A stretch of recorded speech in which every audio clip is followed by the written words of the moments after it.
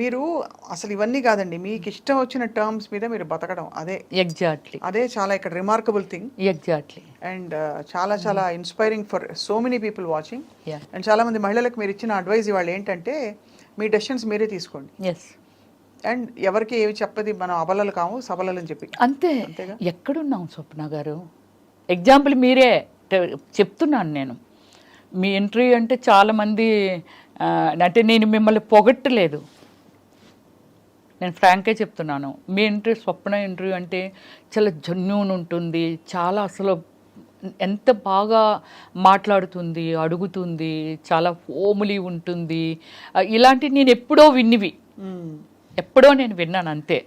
So అలా అంటే ఏమిటంటే నేను కూడా నా సెల్ఫ్ డిసిషన్స్ ఏనండి అన్నీని. ఒకళ్ళ వల్ల ఏడవకూడదు, ఒకళ్ళ వల్ల నవ్వకూడదు. అంతే. టీవీ ఒక 10 రోజులు చూడకపోయినా ఆశ్చర్యపోవక్కర్లేదు, నాకు టైం దొరకలేదు అంతే. ఎవరైనా ట్రోల్ చేశారా మిమ్మల్ని ఎప్పుడైనా? చేయలేదు, చేయలేదు, ఇప్పటి వరకు లేదు. చేయలేదు. ఏంటి శ్రీరెడ్డి గారి గురించి మాట్లాడినప్పుడే నన్ను చేయలేదు, నన్ను ఏం అనలేదు ఆమె. అంటే నేనేమంటానంటే అండి, ఇప్పుడు శ్రీరెడ్డి అనే ఒక వ్యక్తి ఉంది, ఆమె పర్సనల్ లైఫ్, అవునంతే, తన ఆమెది, ఇట్స్ హర్ చాయిస్, అంతే, ఆమె చాయిస్. ఆమె ఎలా ఉండాలని డిజైన్ చేసుకుందో అందులో వెళ్ళిపోతుంది. నష్టము లాభం ఆమె ఫేస్ చేస్తుంది, నాట్ యూ అండ్ మీ, అంతే కదా. సో అలాంటప్పుడు నేను ఒకటే పాయింట్ ఆమె గురించి మాట్లాడమంటే చెప్పాను. తప్ప రైట్ అనేది నిర్ణయం తీసేసుకుంది, అయిపోయింది. దాని గురించి మనం ఆర్గ్యూ చేసాం, అనవసరం. కానీ ఫీల్డ్లో ఇలా ఉంటారనుకుంటే చాలా తప్పు. పాడైపోవడమైనా పట్టమైనా మనమున్నాము. సొసైటీ నుంచి నువ్వేం తీసుకుంటున్నావు, అంటే నీకేం కావాలి, ఏం తీసుకుంటున్నావు, దాన్ని బట్టి మనం ఫెయిల్యూర్ ఆర్ సక్సెస్ అనేది తెలుస్తుంది. ఆమె ఆ పాయింట్ తీసుకుంది. నన్ను వాళ్ళు వేధించారు, వీళ్ళు పడుకోమన్నారంటే పడుకోకూడదు. నీకు పడుకోవడం ఇష్టం లేకపోతే పడుకోవడం మాని. దాన్ని ఓపెన్ చేయడం వల్ల నష్టం లాభం ఆమె భరించింది. ఖచ్చితంగా లేదండి. అంటే నేను ఈ విషయంలో తను ఒక పాయింట్ని లేవనెత్తడం, మీకు ఆ ఎక్స్పీరియన్సెస్ అవ్వలేదేమో, మీరు చాలా అదృష్టవంతులు. అలా అయిన వాళ్ళకి ఖచ్చితంగా ఎలా డీల్ చేయాలో అనేది తన స్టోరీ ఓపెన్ అప్ చేసి అలా చెయ్యడం తప్పన్నాను నేను. అది కరెక్ట్. ఏదైతే ఆమె చేసిందో అది చేయడం తప్పు. పోరాడు, నిన్ను నువ్వెందుకు కించిపెచ్చుకోవాలి, అర్థమైంది. అదే, అంతే కదా. ఎందుకంటే తర్వాత బాధలు వాళ్ళకే కదా, కాబట్టి అది రైట్. గుడ్ ఆర్ బ్యాడ్ మనం తీసుకుంటాము. ఏముందండి, పండు ఉంది చెట్టునంటే రాయి ఇసరటందుకి, పండు లేని చెట్టుని ఎవ్వరు ఏమి కొట్టరు, పండుని దగ్గర రాళ్ళు అందరూ ఇసురుతుంటారు. బట్ దాన్ని ఏమిటంటే జాగ్రత్తగా మళ్ళీ ఆ పండు రాలిపోయిన చివరిస్తుంది, మళ్ళీ అన్నీ అవుతుంది, అన్నీ చేస్తుంది. కాకపోతే డిసిషన్ ఈజ్ రాంగ్ అంటాను, అంతే. ఆమె ఒక ఎగ్జాంపుల్, నువ్వు చేసింది ఇలా జరుగుతుంది, ఇది తప్పు, ఇలా చెయ్యకూడదు, ఇలా బిహేవ్ చేస్తున్నారు అనేది అలా చెప్పుంటే ఇంకా చాలా దూరం వెళ్ళి ఉండేది అది. కానీ నీకు నువ్వుగా శిక్ష వేసుకున్నావు. అంటే అది చాలామందికి తప్పుకి రైట్కి మధ్య ఉండే ఒక ఏమంటారు క్లారిటీ లేకపోవడం. అది బికాస్ చాలా మంది ఇరుక్కుపోతారండి ఆ సిచ్యువేషన్ లో. ఎలా బయటపడి మీకు మోడలింగ్ కోసం వాళ్ళు తీసుకెళ్ళినప్పుడు మీరు ఎలా అయితే కార్ లో ఇరుక్కుపోయారు, ఇక్కడ పరిస్థితి ఒక సిచ్యువేషన్ క్రియేట్ అయ్యి ఇరుక్కుపోయిన వాళ్ళు చాలా మంది చెప్తారు. ఒకసారి నాకు ఏమైందో తెలుసా, నేను చెన్నైలో షూటింగ్లో ఉన్నాను. 10 డేస్లో షెడ్యూల్ అయిపోతుంది అనుకునేది 13 డేస్ పెట్టింది, 3 డేస్ ఎక్స్ట్రా పెట్టింది. కొంచెం డిస్టర్బ్ అయ్యారు, లాంగ్ షెడ్యూల్ కదా. నాకు ఇంట్లో ఒక సర్వెంట్ ఉండేది, నాతో పాటు ఒక ఆమె వచ్చేది, ఒక ఆమె ఉండేది, ఇంట్లో ఉండిపోయేది. అమ్మ ఎవరో వస్తున్నారు, మీ ఫోటోలు అంట అవి అంటే నేను ఎప్పుడు మాట్లాడగలను, నైట్ ఈవినింగ్ వరకు స్ట్రైన్ అయ్యి వస్తాం, నైట్ పడుకునే ముందంటే చిరాకు కొట్టేది, అర్లీ మార్నింగ్ అంటే మేకప్ అది ఇది అంతా హడావుడి. ఇలా దాంతో అమ్మ వాళ్ళు ఈరోజు కూడా వచ్చారనేది, అరే మాట్లాడతానులే అనేదాన్ని. ఇలా అని చెప్పి ఫోటోలు కావాలటమ్మ, వాళ్ళు ఏదో సినిమా తీస్తున్నారంటే, నన్ను తెలుసు కదా అప్పటికే నేను బాగా ఫేమస్ అయిపోయాను. ఫోటోలు అంటున్నారమ్మా అది ఇది అని అంటే, సరే నేను వస్తాను చూసుకుంటానులే అని అన్నా. వచ్చాను కదా, వచ్చిన తర్వాత ఒక అతను వచ్చాడు, అమ్మ మీ ఫోటోలు కావాలమ్మా, అంటే ఆల్బమ్ అది నాకేమీ లేదు బాబు ఆల్బమ్లు అవిని. రమ్మిశ్రీ ఎవరంటే చెప్తారు కదా, అంటే ఇప్పుడులాగా మనమేమి ఎక్కడ చర్చ చేస్తే దొరకవు కదా. ఎవరిని అడిగినా చెప్తారు రమ్మిశ్రీ ఎవరంటే. ఇప్పుడు నన్ను ఆల్బమ్ అది అడుగుతా అంటే సరే ఫోటోలు ఉన్నాయిలే అని కొన్ని ఇచ్చా. పట్టుకెళ్ళిన తర్వాత వాళ్ళ అబ్బాయిని పంపించిందండి ఆవిడ. ఇప్పుడు ఆవిడ కూడా కళాకారిణి, కానీ ఆవిడ కళాకారిణి అనేది నాకు నిజంగానే తెలియదు. ఆ ఫోటోలు ఇచ్చి అంటే నాకు టైం దొరికినప్పుడల్లా అడుగుతూ ఉండేదాన్ని. సో ఆమె ఎప్పటికీ ఫొటోస్ ఇవ్వట్లేదు. రెండమ్మ తీసేసుకుందరు అంటే గోల్డ్ స్పాట్ కంపెనీ ఉండేది, ఐడియా ఉందా అమీర్పేట దగ్గర? దాని ఆపోజిట్ గల్లీ. అంటే లైఫ్లో కొన్ని మనం ఫేస్ చేసి అవి మనకి ఎప్పటికీ మీ రూపాన్ని నేను చూశాను. నాకు ఎప్పటికీ చనిపోయేంత వరకు మీరు ఎక్కడొకక్కడ టచ్ చేస్తూనే ఉంటారు ఇక్కడ. సో సరే ఏంటి ఈవిడ ఎవరిని పంపినా ఫోటోలు ఇవ్వట్లేదేంటి అని చెప్పి అటువైపే వెళ్తూ మారెడ్డి గారు, నేను అప్పుడు రెంట్కు ఉండేదాన్ని స్వప్న అరోరా కాలనీలో. తర్వాత ఆయన దగ్గరే హౌస్ కొనేసుకున్నాను, ఇప్పుడు అమ్మేశాను కూడా అది. ఆయన అమ్మ రా అమ్మ నేను అట్టే పోతున్నానులే తీసుకెళ్తాను, ఆడపిల్లవి నువ్వు, నాకు డ్రైవింగ్ రాదు కదా, నాకు జన్ కారు ఉండేది కానీ డ్రైవింగ్ రాదు. వెళ్ళా, అయితే అక్కడ పెద్ద ఒక హంగామా ఉంది. డ్రింక్ చేసేవాళ్ళు, తినేవాళ్ళు, ఒక 6-7 మగవాళ్ళు, వీళ్ళంతా. ఈ వాతావరణం నిజంగా నాకు తెలియదు. ఏంటమ్మా వీళ్ళు ఇలా తాగుతున్నారు, వీళ్ళు ఏంటి, వీళ్ళు ఇదేంటి అలా అనుకున్నాను. సరే నా ఫొటోస్ ఇచ్చి వెళ్ళిపోతాను అన్నా. అంటే ఏమిటో కథ చెప్పింది, నా కూతురు అలాగైపోయింది, నేను అతనికి 2వ భార్య, అతను ఎవరో తెలియదు, నాకు ఏదో చెప్తుంది, నువ్వు హెల్ప్ చేయాలంటే ఏ విధంగా చేయాలి అన్నాను. అంటే అలా కదమ్మా నీ హెల్ప్ కావాలి తల్లి, నా కూతురు అనుకో నువ్వు అని. సరే నా ఫోటోలు ఇవ్వు, సరే నేను ఏదో ఒకటి చెప్తానులే అని అనుకొని వచ్చేసాను. అదే రోజు నైటు విపరీతమైన వర్షం, ఇలా సినిమా సీన్ లాగే ఉంది. ఒక అబ్బాయి ఫుల్గా డ్రింక్ చేసి మా ఇంటి మెట్ల దగ్గరికి వచ్చాడు. ఎదురుగా ముస్లిమ్స్ ఉంటారు, అంటే ఆపోజిట్ హౌస్. నేను లేను, మా సర్వెంట్ తీసింది డోరు. మా గ్రిల్ ఉండేది ముందని. తీస్తే అబ్బాయి వచ్చి అమ్మ నా రింగ్ పట్టుకొచ్చేసారు కదా ఇచ్చి అండి అన్నాడు. మీరు నేను తీసుకురావడం ఏంటి, మీరు ఇంకెవరైనా అనుకుంటున్నా, మీరు ఇందాక వచ్చారు కదా, అక్కడ అతను ఉన్నది కూడా మనం చూడాల.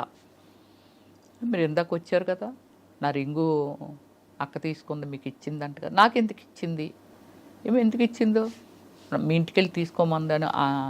అప్పుడు 9:30 ఎంత అవుతుంది వచ్చాడు నైట్, ఫుల్ డ్రింక్. వాళ్ళ ఇంటి దగ్గర నుంచే, అక్కడ డ్రింక్ చేస్తున్నాడేమో వచ్చాడు. అప్పుడు చెప్పాను, అతను మనం చెప్పింది వినట్లా, చైర్లో వచ్చి లోపలికి వచ్చి కూర్చుండిపోయాడు. మా సర్వెంట్స్ కదా తీశారు డోరు, వచ్చి కూర్చున్నాడు. వెళ్ళమంటే వెళ్ళడే. మీరు నమ్మరండి, అక్కడ నా పేషెన్సీ ఎంత ఉందంటే, తల్లిలాగా ఒక మదర్ లాగా అతనికి, ఇంత అందంగా ఉన్నావు, ఇంత బాగున్నావు అమ్మ, ఇలా డ్రింక్ చేసి ఇలా రియల్లీ నేను తీసుకురాలేదు రింగు, చూడు ఆవిడే ఏదో చేసి ఉంటుంది, నా మీద పెట్టింది, నేను వచ్చాను. లైక్ అంటే ఒక రీజను అర్థమైంది. ఆలోచించి నువ్వు నాకు ఎందుకు ఇచ్చి ఉంటుంది అంటావు, నాకెందుకు ఇస్తుంది ఆవిడ ఎవరో కూడా నాకు తెలియదు అసలు. వచ్చాను, ప్లీజ్ వెళ్ళిపో, టైం అవుతుంది, నేను ఏదైనా పోలీసులు పిలిచాను అనుకో నీ లైఫ్. ఆడు సింగపూర్ వెళ్దాం అనుకుంటున్నాడంట. ఆవిడికి నువ్వెలా దొరికేవు, ఆవిడింటికి నువ్వెందుకు వెళ్ళేది, ఒక మదర్ లాగా అలా ఎక్స్ప్లెయిన్ చేసి అతన్ని 11:30కి బయటకు పంపగలిగాను. నా ఓపుకి నాకు నేనే జోహార్ చెప్పుకున్నాను. ఇంత ఓపుగా రమ్య అనేది ఏం చేసేస్తాడో భయం. మామూలుగా ఎవరినైతే కసురుతారు, లేకపోతే పక్క వాళ్ళని పిలుస్తారు, పోలీసులు కంప్లీట్ చెయ్యలేదు అసలు.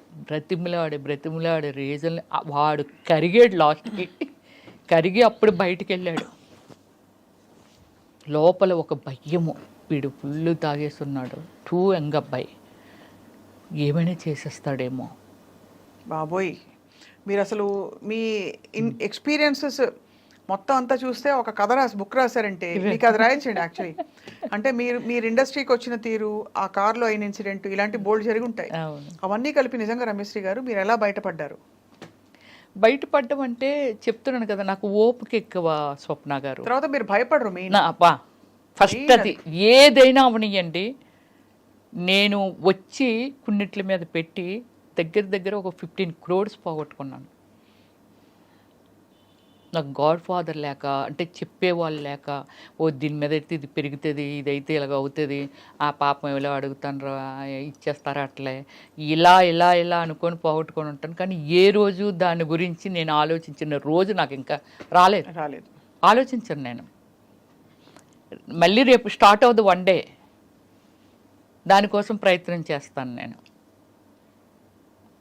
పోయిన దాని గురించి నెవర్ థింకింగ్, ఇలా ఆలోచిస్తాను నేను. ఏదైనా నేను చెప్తున్నది everything is true. Of course, అంటే వి బిలీవ్ మీరు వచ్చి మీరు ఇంత మీ కథ అంతా చెప్పుకోవడం, మీ జరిగిన ఎక్స్పీరియన్స్ చెప్పుకోవడమే ఖచ్చితంగా మిమ్మల్ని నమ్ముతున్నా. అంటే మీ ఎక్స్పీరియన్స్ ఎంత రియలో అర్థమవుతుంది. ఒక అబ్బాయి చెప్పాడండి, ఓమల్లి సినిమా చేశాను కదా, వాళ్ళ పేరెంట్స్ ఓమల్లి అంటే ఆ నలుగురు అనేది ఒకటి ఏదో వచ్చింది కదా అప్పుడులో, మీరు వినేవాళ్ళు. సినిమాలు, చిన్న సినిమాలు రిలీజ్ అవనివ్వట్లేదు, థియేటర్స్ ఇవ్వట్లేదు, సో ఇప్పుడు ఆ మూవీస్ బయటికి వెళ్ళట్లేదు, అది ఇదని డేర్ అండ్ డాష్తో రిలీజ్ చేశాను. సినిమా యూట్యూబ్లో పెట్టిన తర్వాత ఎవరో నా ఫ్యాన్, వాళ్ళ పేరెంట్స్ సినిమా చూసారట. ఇంత అందంగా ఉంటుంది, అమ్మో ఇంత బాగుంది, ఎందుకు అలాంటి క్యారెక్టర్లైజ్ చేస్తుంది ఆవిడని. అప్పుడు దాకా నా మీద ఉన్న ఒపీనియన్, ఏంటి ఇలాంటి క్యారెక్టర్లు చేస్తుంది ఇవిడి అనేవాళ్ళు. అంటే ఎప్పుడైనా సినిమాల్లో సీన్ వస్తే, ఈ అబ్బాయికి అంత ఒపీనియన్ ఏమీ లేదు నా మీద.